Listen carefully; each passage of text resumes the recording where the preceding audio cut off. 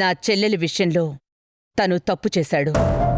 నా చెల్లెలు శిక్షించింది. దూరమైన తను బాగానే ఉన్నాడు. కాని ఆ బాధని గుండెల్లో భరిస్తూ 100 ఏళ్ల జీవితాన్ని చిన్న వయసులోనే ముగించుకుని వెళ్ళిపోయింది.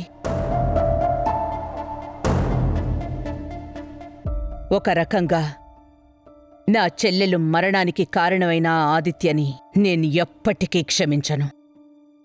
అలాంటిది తన కూతురి విషయంలో తను చేసే తప్పుని అస్సలు ఉపేక్షించను. పెళ్లి జరిగిన తర్వాత భూమికి నిజం తెలిస్తే తెలుస్తుంది, లేదా ఎప్పటికీ తెలియకుండానే ఉంటుంది. ఈ పెళ్లికి మాత్రం తను రాడు, నేను రానివ్వను.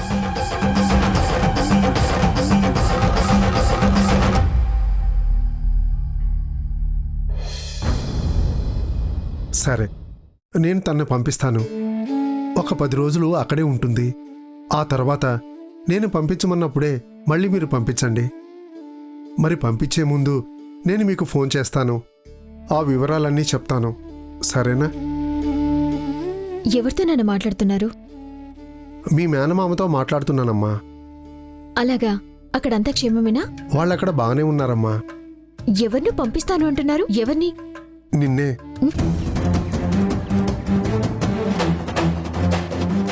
నన్నా? అవును. ఇక్కడ భూమి పెళ్ళుంది కదా నాన్న. ఇప్పుడు నేనక్కడికెందుకు?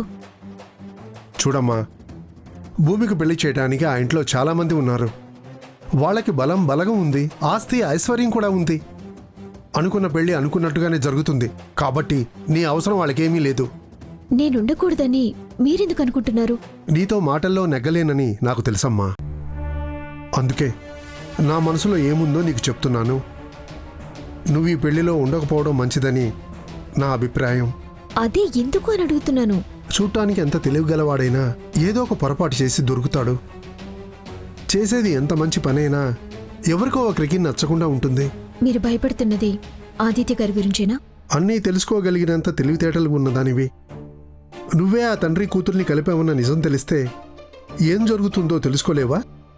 చేసేది మంచి కాబట్టే చేశానన్నా. చెడనుకుంటే నేను చేసేదాన్ని కాదు. చూడమ్మా, నువ్వు చేసింది మంచే. అందుకే నీకేమవుతుందో నన్ను భయపడుతున్నాను తప్ప ఎందుకు చేశావని ఎప్పుడూ గట్టిగా అడగలేకపోయాను. కానీ ఒక్కటి గుర్తుపెట్టుకో, ఎప్పటికైనా ఆ కుటుంబం అంతా ఒక్కటే. వాళ్ళు కలిసిపోతారు. కానీ దీనికంతా కారణం నువ్వే అని తెలిస్తే ముందు ఆ కోపాన్ని నీ మీద చూపిస్తారు. అందుకే నువ్వు ఈ పెళ్లిలో ఉండకూడదు అని నేననుకుంటున్నాను. కీడెంచి మేలెంచమన్నారు కదా, అందుకే నువ్వు ఉండద్దు అంటున్నాను. చూడన్నన్నా, నిజాయితీగా చేసిన పనికి ఏం జరుగుతుందో అని భయపడకూడదు. ఏం జరిగినా ఎదుర్కొని మనం నిలబడాలి. ఎందుకంటే మనం నమ్మి చేశాం కాబట్టి, అందులో నిజం ఉంది కాబట్టి. వాళ్ళకి కోపం రావచ్చు, నన్నొక మాట అన్నా కూడా అనొచ్చు. కానీ నేనెందుకు చేశాను అన్నది వాళ్ళకర్థమయ్యేలా చెప్పాలి. అలా కాకుండా నేను వెళ్ళిపోతే నేను వెళ్ళాను అన్నరు, పారిపోయాను అంటారు. తప్పు చేసింది కాబట్టి తప్పించుకుని వెళ్ళిపోయింది అంటారు. నేనే తప్పు చేయలేదు, అందుకే నేను తప్పించుకుని వెళ్ళను. మీరు భయపడాల్సిన అవసరం లేదు. ఏం జరగదు నాన్నా. నా మాట నువ్వు వినిపించుకోవా? మీరు అనవసరంగా భయపడుతున్నారని అర్థం చేసుకుంటే చాలు నాన్నా. దయచేసి నన్ను వెళ్ళమని చెప్పకండి. నేనైతే వెళ్ళను. జానకి,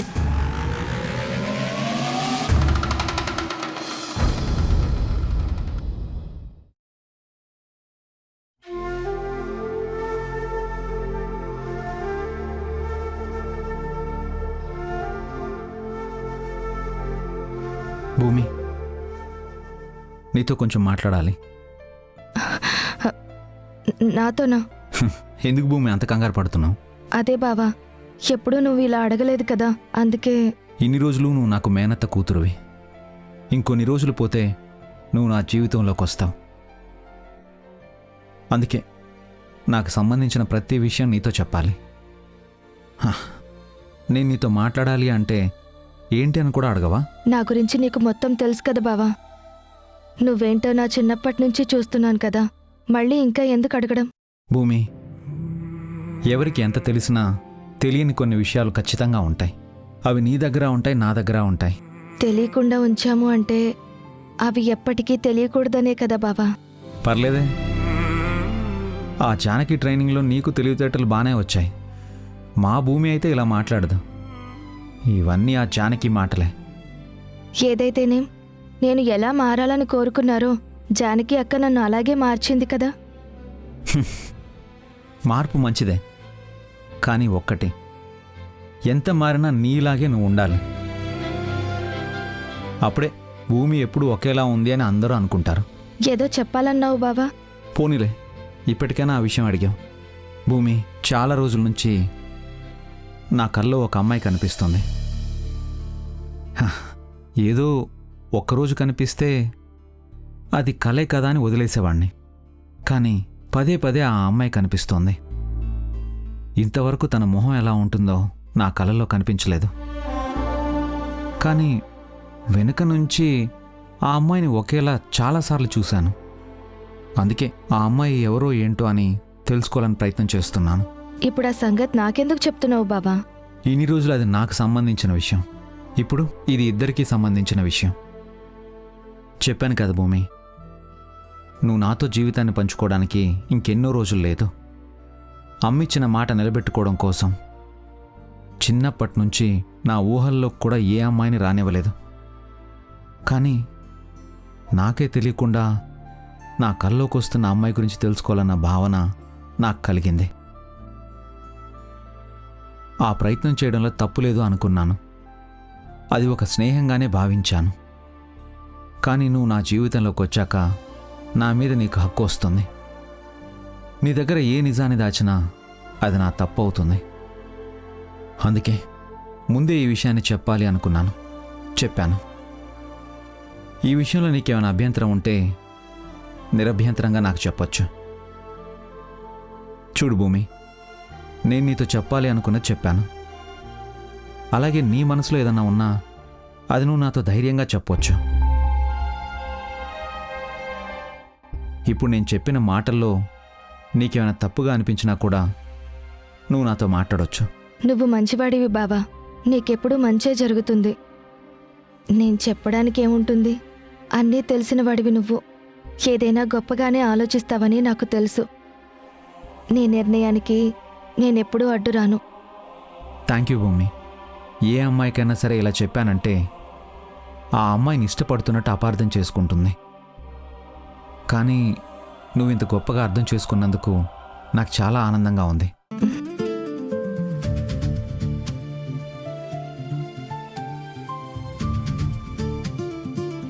నేను నీ జీవితంలోకి రావడం లేదు బావా. అందుకే నీ మీద ఎలాంటి హక్కు నాకుండదు. శ్రీరామచంద్ర, నాకు నువ్వు తప్ప ఇంకెవ్వరూ తెలియదు. నాకు కష్టం వస్తే నీతోనే చెప్పుకుంటాను. నా జీవితాన్ని నడిపిస్తున్న దైవానివి నువ్వు. అమ్మా నాన్న అని పిలిపించుకునే భాగ్యాన్ని కల్పించు అని కోరుకుంటే ఆడపిల్లని నాకు చూపించావు.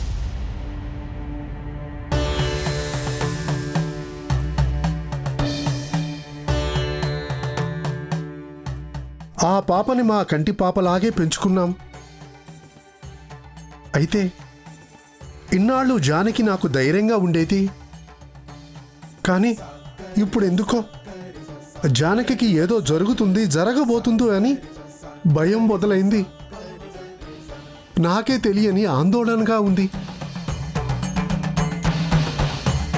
ఈ పెళ్లి విషయంలో జానకి చూపిస్తున్న ఉత్సాహం ఎలాంటి ప్రమాదానికి దారి తీస్తుందో, ఆదిత్య గారి మీద కోపంగా ఉన్న కుటుంబం భూమిని తన తండ్రిని మా జానకియే కలిపింది అని తెలిస్తే తన మీద ఎలాంటి పగ తీర్చుకుంటారో అని అనుక్షణం భయంగా ఉంది స్వామి. ఈ విషయం నా కూతురికి ఎన్నిసార్లు చెప్పినా తనకు అర్థం కావట్లేదు. చాలా తేలికగా తీసుకుంటుంది. కానీ నా కంటి పాపకు ఏమైనా జరిగిందంటే ఈ తండ్రి మనసు తట్టుకోలేదు. అందుకే దైవమైన నిన్ను వేడుకుంటున్నాను. నా జానకి ఏమీ కాదు అన్న ధైర్యాన్ని నాకివ్వు.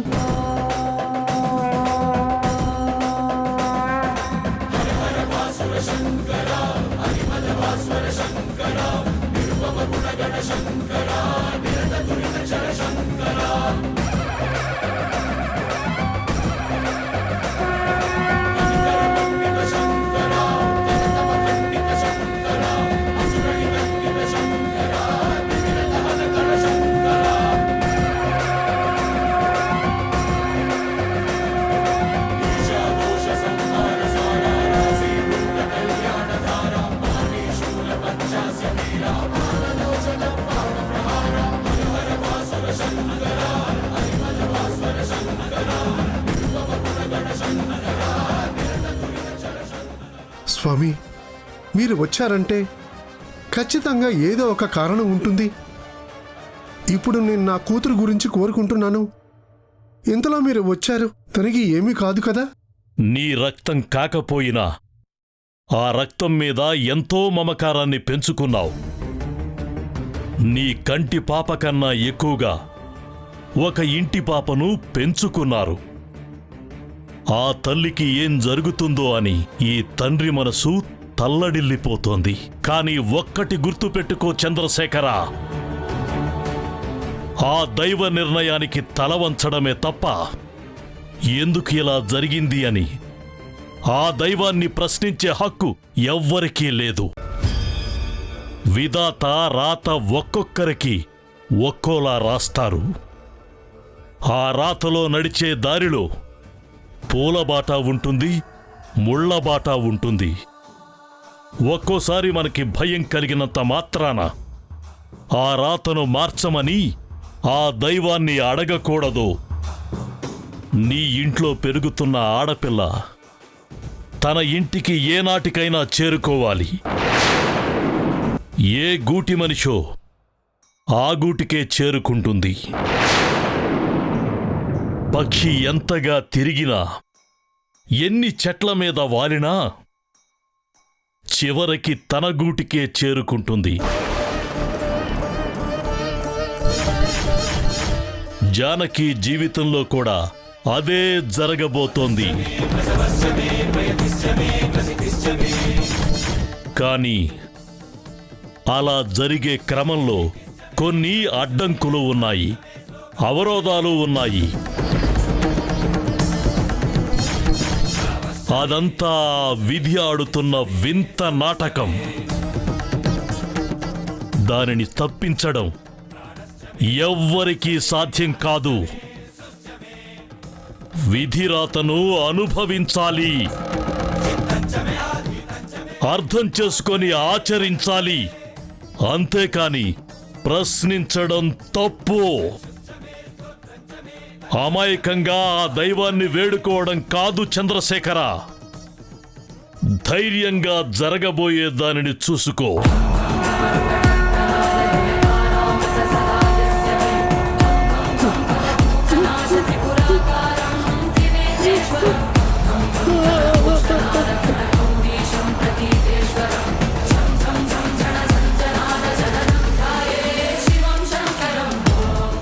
ఏంటి స్వామి, నేను ఏదైతే భయపడుతున్నానో జటాధర స్వామి నోటి నుంచి అదే వచ్చింది. ఆయన దైవాంశ సంభూతులు. ఆయన పలికాడంటే అది శబ్దం కాదు, శాసనం. శాసనం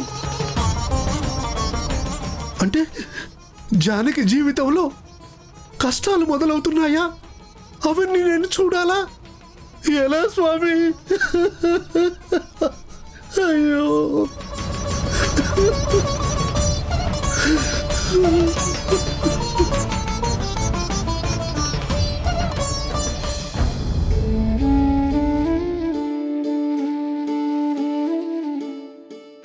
తప్పు చేస్తున్నావు భూమి, చాలా పెద్ద తప్పు చేస్తున్నావు. కుముద చెప్పొద్దు అనగానే నీ ఇష్టాల గురించి జానకికి చెప్పకుండా దాస్తున్నావు. జానకి అక్కకి నువ్వు ద్రోహం చేస్తున్నావు. నిజాన్ని దాచి నీ మనసు చెప్పకుండా జానకి దగ్గర చాలా పెద్ద తప్పు చేస్తున్నావు. హ, వెంటనే ఈ విషయం జానకికి చెప్పాలి. ఏం మాట్లాడుతున్నావు? ఈ మాటలు ఎవరైనా వింటే ఎంత ప్రమాదమో తెలుసా? నీ మాట విని నేను తప్పు చేశానేమో అనిపిస్తుంది. అందుకే నా తప్పు నేను సరిదిద్దుకుంటాను. చూడు భూమి, నువ్వు చెప్తే నష్టం నీకే జరుగుతుంది, నాకేం కాదు. నేను నీ గురించి ఆలోచిస్తున్నాను, అది మర్చిపోకు. నాకు ఏదైనా కష్టం వస్తే నా కోసం నిలబడే జానకి ఉంది. అందుకే జానకితో నాకు ఈ పెళ్లి ఇష్టం లేదన్న నిజం చెప్పాలి. లేదంటే నేను తప్పు చేసిన దాన్ని అవుతాను. అసలు నీకు చెప్తే అర్థం కావట్లేదా? జానకికి చెప్పావంటే నీకే ప్రమాదం. పెళ్ళి ఆగదు సరికదా, వెంటనే జరిగిపోతుంది. ఎన్నిసార్లు చెప్పాలి నీకు? అసలు ఎందుకు ఇలా మొండిగా మాట్లాడుతున్నావు?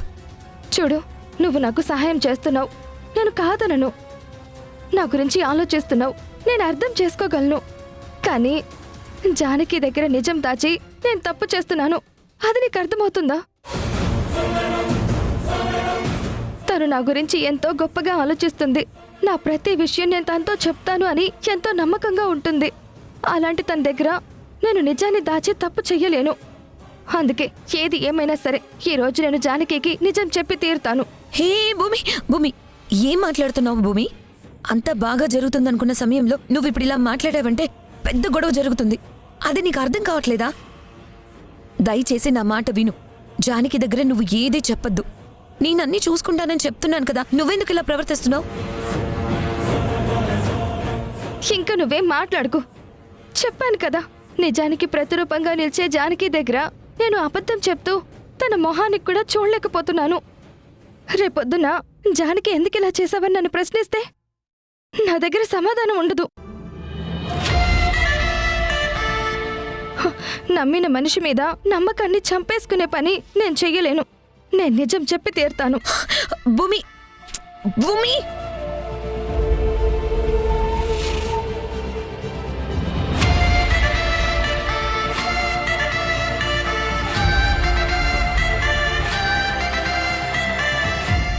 రాజానికి అత్తయ్య, జానకి వచ్చింది. జానకి, అందరూ నీకోసం ఎదురు చూస్తున్నారు.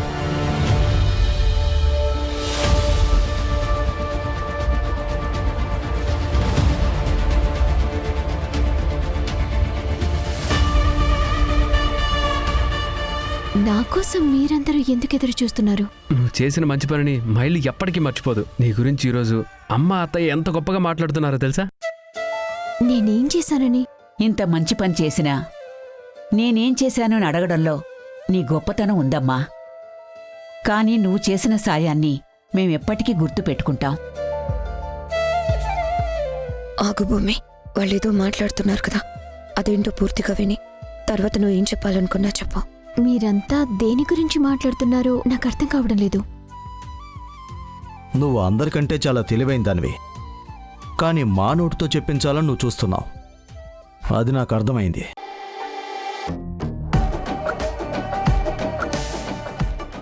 నేనేదైనా చెప్పాలి అనుకుంటే ముక్కుసూటిగానే చెప్తాను. మనసులో ఒకటి పెట్టుకొని బయటికొకటి మాట్లాడే అలవాటు నాకు లేదు. నేను మాటంటే మాటే.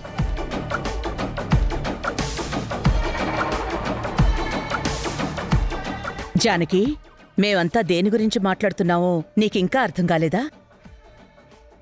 ఇదే నట్టింట్లో మీ నాన్నగారు పెళ్లికి ముహూర్తం పెడితే నేనే ఆ ముహూర్తం ఎప్పుడు అని కూడా అడగకుండా ఆ కాగితాన్ని చింపేశాను.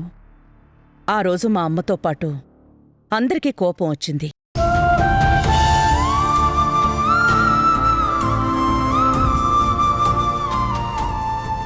కానీ ఆ రోజు నేనెందుకలా చేశానో నాకు తెలుసు.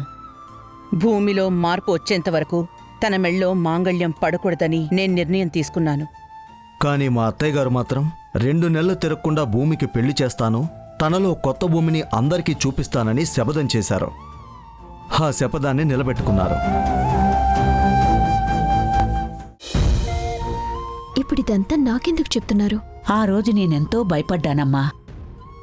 ఏం చేయాలో అర్థం కాని పరిస్థితిలో ఉన్న నాకు మా అభి ఒక సలహా ఇచ్చాడు. జానకితో ఉంటే భూమిలో మార్పు వస్తుంది, నువ్వు అనుకున్న మాట నిలబడుతుంది అని చెప్పాడు.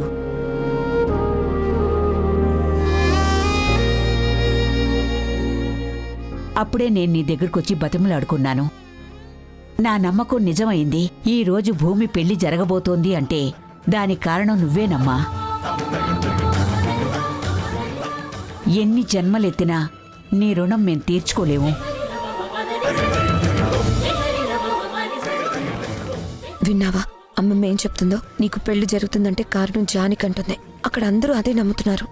ఇప్పుడు నువ్వు వెళ్ళి నాకు ఇష్టం లేదు జానకి అంటే ఒప్పుకుంటుందా? తనకొచ్చిన మంచి పేరుని పోగొట్టుకుంటుందా? నేను చెప్పింది అర్థం చేసుకుంటుంది అనే నమ్మకం నాకుంది. సరే, ముందు తన మాట ఏంటో విను, ఆ తర్వాత నీ మాట చెప్పు. చూడండి, మీరందరూ ఇలా పొగుడుతారని నేనీ పని చేయలేదు. భూమి ఆనందం కోసం నేనేదైనా చేస్తానని, అలాగే తనని మారుస్తానని నేను మాటిచ్చాను. ఒక్కసారి నేను మాటిచ్చాను అంటే ప్రాణం పోయినా ఆ మాటని వెనక్కి తీసుకోను.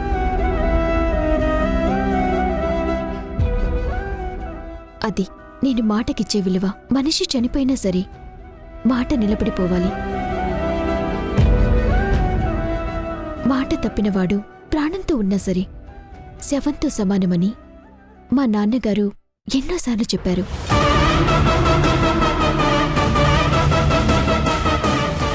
అందుకే ఇచ్చిన మాటని తప్పే ప్రసక్తే ఉండదు. ఆ మాట నిలబెట్టుకోవడానికి నేను ఎంత దూరమైనా వెళ్తాను, ఎంతవరకైనా వెళ్తాను. నువ్వు మాట గురించి చెప్పి చాలా మంచి పని చేసావు జానకి. ఇప్పుడు నువ్వు ఇలా మాట్లాడకపోతే ఈ భూమి వచ్చి నీ దగ్గర అన్నీ మాట్లాడేది. కానీ ఇప్పుడు నువ్వు చెప్పిన మాటని అస్త్రంగా మార్చి భూమి నీతో ఏ మాట చెప్పకుండా ఆపుతాను.